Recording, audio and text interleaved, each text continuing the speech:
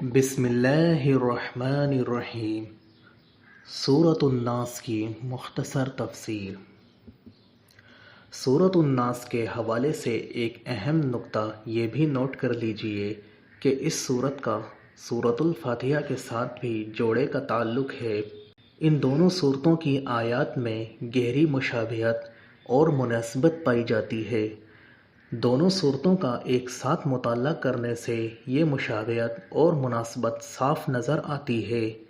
مثلاً سورۃ الفاتحہ کی پہلی اور دوسری آیت میں اللہ تعالیٰ کی حمد و صفات کا بیان اور اس کے رب العالمین ہونے کا اقرار ہے، جبکہ سورۃ الناس کی پہلی آیت میں تمام انسانوں کے رب سے پناہ طلب کی گئی ہے۔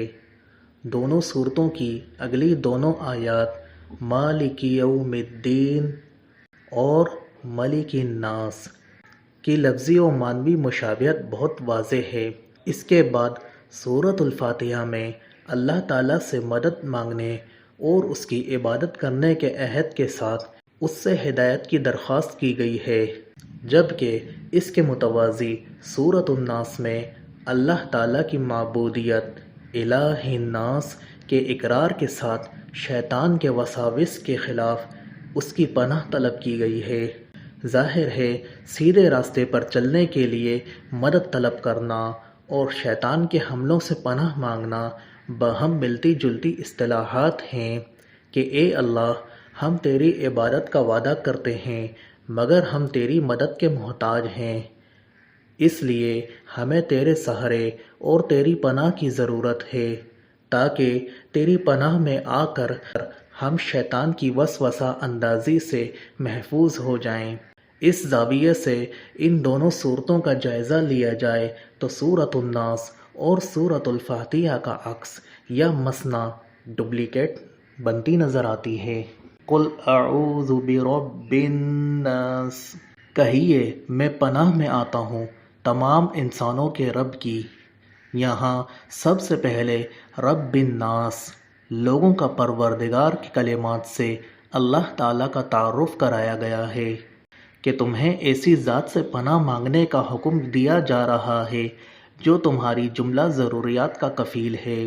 آیت نمبر 2، ملک الناس، تمام انسانوں کے بادشاہ کی۔ وہ تمام انسانوں کا صرف پروردگار ہی نہیں، ان کا بادشاہ اور فرما روا بھی ہے۔ اس کا حکم ہر وقت، ہر جگہ اور ہر چیز پر نافذ ہے۔ آیت نمبر 3، الہ الناس، تمام انسانوں کے معبود کی۔ انسان کا رب اور بادشاہ ہونے کے علاوہ ان کا معبود بھی ہے، چنانچہ وہ ان پر کامل اقتدار اور اختیار رکھتا ہے اور ان کی حفاظت پر پوری طرح سے قادر ہے۔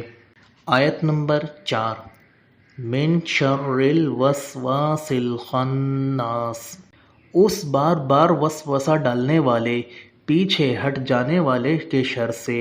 شیطان کی وسوسہ اندازی کا طریق کار یہ ہے کہ وہ لگاتار اپنی کوششیں جاری رکھتا ہے اور انسان کو گمراہ کرنے کی کوششوں سے تھکتا نہیں۔ کبھی حملہ کرتا ہے، دفاعی پسپائی اختیار کرتا ہے اور پھر پلٹ کر حملہ آور ہوتا ہے۔ آیت نمبر 5، الذی یوسوس فی صدور الناس، جو لوگوں کے سینوں میں وسوسہ اندازی کرتا ہے۔ آیت نمبر 6، من الجنۃ والناس، خواہ وہ جنوں میں سے ہو یا انسانوں میں سے۔ انسان کے دل و دماغ پر شیطانی وساوس کس طرح اثر انداز ہوتے ہیں کہ اس کی وضاحت حضور صلی اللہ علیہ وسلم کے اس فرمان سے ملتی ہے۔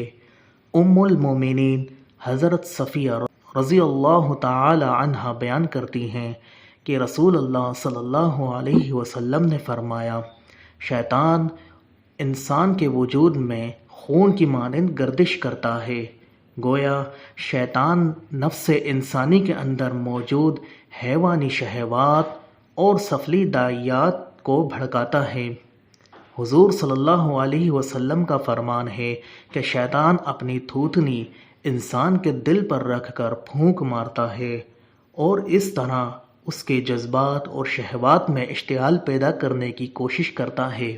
اللہ تعالیٰ نے شیطان کو انسان کے دل میں وسوسے پیدا کرنے اور اس کے جذبات کو انگیخت دینے کی حد تک اختیار دیا ہے۔ اس سے بڑھ کر انسان سے زبردستی کوئی عمل کرانے کا اختیار نہیں دیا گیا۔ بہرحال نفس انسانی بعض اوقات شیطان کے بہکاوے میں آ کر متعلقہ انسان کے لیے شیطان کا نمائندہ بن جاتا ہے اور پھر بالکل شیطان کی ہی طرح اس کے دل میں وسوسہ اندازی شروع کر دیتا ہے، جیسا کہ اللہ تعالیٰ نے سورہ قاف میں فرمایا، اور ہم نے ہی انسان کو پیدا کیا ہے اور ہم خوب جانتے ہیں جو اس کا نفس وسوسے ڈالتا ہے۔ ایسے نفس انسانی کو سورہ یوسف کی آیت نمبر 53 میں نفس امارہ کا نام دیا گیا ہے۔